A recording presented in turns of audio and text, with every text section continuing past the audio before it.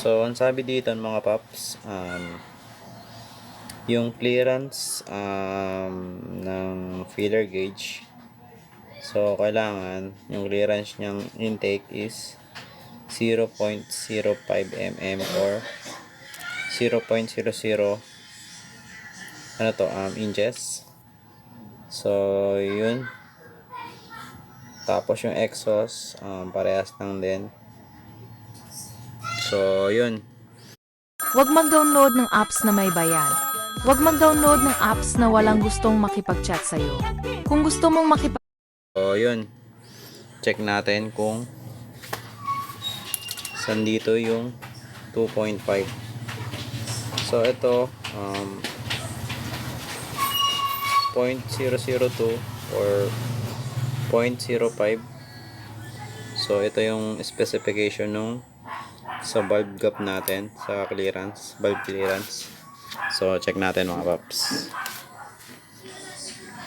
So, kailangan hindi siya maluwag or kahit, so dapat hindi siya maluwag, then dapat merong resistance. Okay. So, check natin kung pasok pa din sa specification yung gap nung valve natin. So, check natin. So, pumasok siya. So, medyo siya, medyo merong konting resistance, pero I think maluwag siya mga paps. So, paano natin malalaman na maluwag? So, testingin natin yung sumunod dito. So, ano ba yung sumunod dito? Yung sumunod dito is yung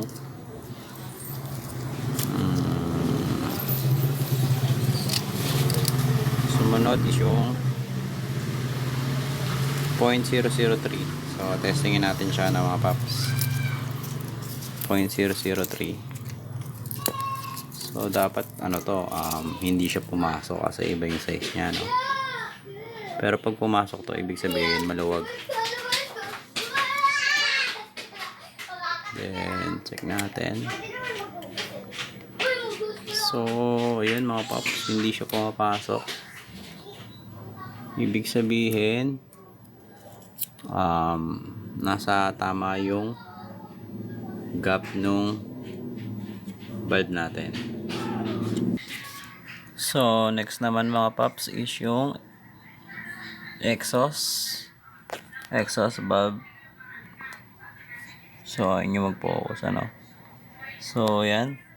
So, yung feeler gauge na ginamit natin, susukatin natin kung papasok yung 0.002.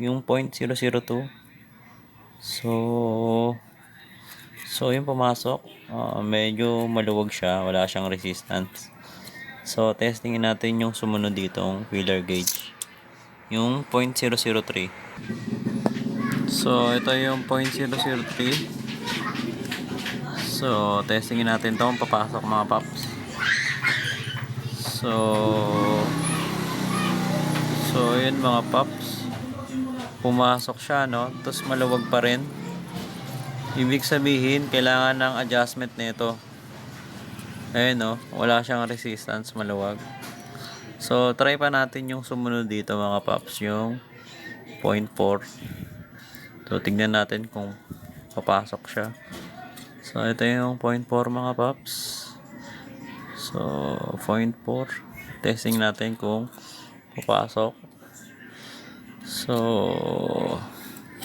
So ayun mga paps, pumasok pa din siya, pero merong resistance konti.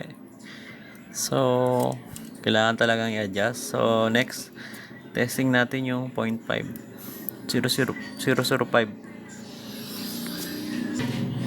So, ito naman yung 0.005. So, testingin natin mga paps. So, ayun. Pumasok pa din siya, Pumasok siya, pero may resistance na siya. So, I think yung susunod dito, yung 006, hindi na siya magkakasya. So, kailangan natin i-adjust to mga paps dun sa specification ng exhaust natin sa valve clearance. So, tara. Tuturo ko sa inyo kung paano i-adjust. So, sa pag-a-adjust mga paps, kailangan natin yung 9mm na wrench. Tapos yung pliers para dito, pang kontra. So, first, lagyan natin tong 9mm. Then, pa-counterclockwise yung pagpapaluwag. So, kailangan muna natin paluwagin mga paps. So, first, papaluwagin muna natin yung nut, yung lock nut nung sa adjuster. Then, pag naluwagan na natin yan, yung sa gitna naman, yung adjuster na screw, pa-clockwise para sumikip, para papasok sa loob. Then, doon natin i-adjust kung hanggang saan yung sa specification na gap. So, yung gap natin is 0.002. So, doon natin i-sisikipan. So, ito yung 0.002. So, kailangan natin sikipan.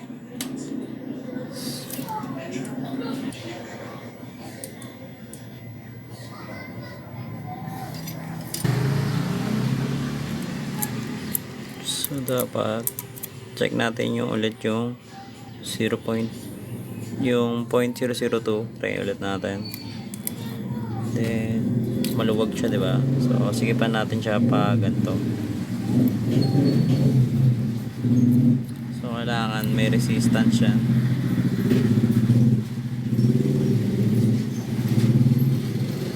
Ayan, oh.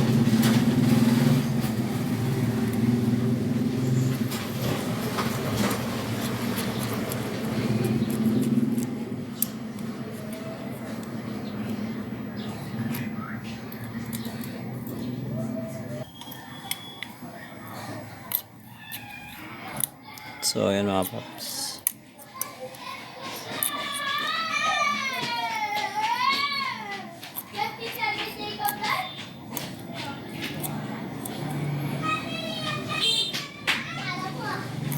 So, dapat ganyan, no? May resistance siya. Then, yung sa intake, check ulit natin yung sa intake. Sa intake. So, sa intake.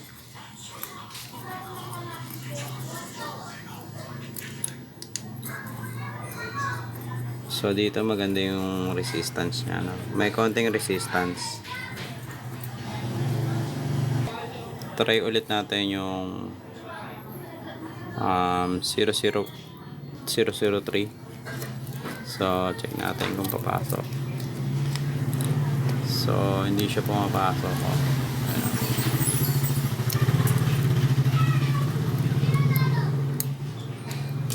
Hindi siya pumapasok mga paps.